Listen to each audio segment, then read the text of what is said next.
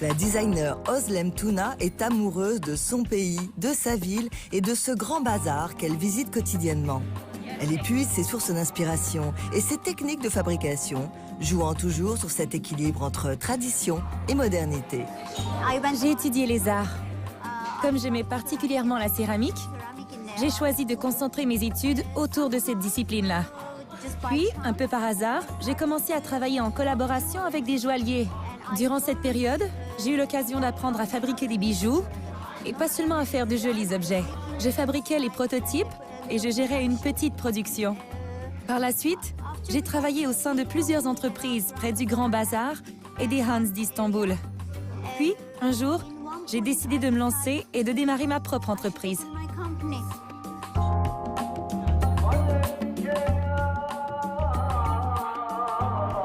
Nous sommes ici dans le Grand Bazar et que signifie cet endroit pour vous? Le Grand Bazar m'inspire beaucoup. Je viens souvent ici pour travailler avec des artisans. Quand je conçois un objet, c'est ici qu'ils le fabriquent. Nous travaillons en équipe. Je remarque toujours de nouvelles choses ici, au Grand Bazar et dans le reste du quartier ancien d'Istanbul. Je travaille ici depuis maintenant 15 ans et je continue de remarquer de nouvelles choses. C'est très important pour moi.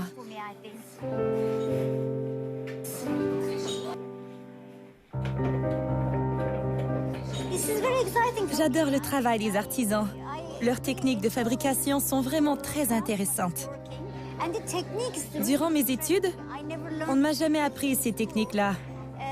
Ici, j'ai l'occasion d'en apprendre davantage sur des savoir-faire ancestraux. Je conçois un objet moderne qu'on peut utiliser dans la vie de tous les jours. Mais nous le fabriquons avec une technique traditionnelle. Grâce à cette collaboration, les artisans ont du travail et moi, je peux vendre mes objets. C'est très important pour moi. Ça me tient à cœur parce que les artisans vivent dans une situation précaire.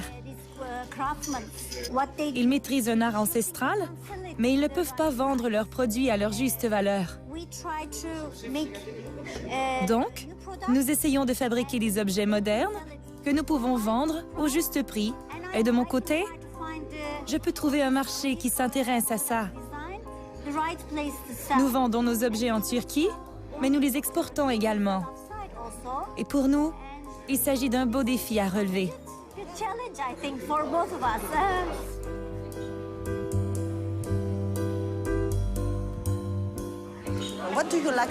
Qu'aimez-vous spécifiquement de la tasse, de cette culture du café? Nous consommons du café chaque jour. En ce qui me concerne, je le préfère sans sucre. Certains l'aiment sucré, d'autres non. Je me sers de machine à café, mais j'aime beaucoup utiliser ceci, que nous appelons le çezve. En Turquie, nous servons toujours le café avec de petites douceurs et de l'alcool. Pour ma part, j'aime bien avoir un peu d'alcool servi avec mon café.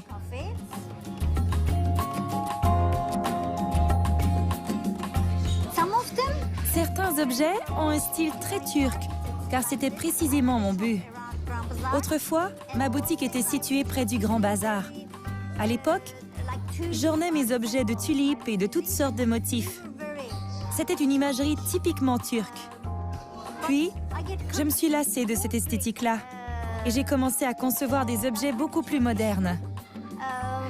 Avec le recul, je m'aperçois que même avec cette nouvelle approche, le style moderne ne saute pas nécessairement aux yeux.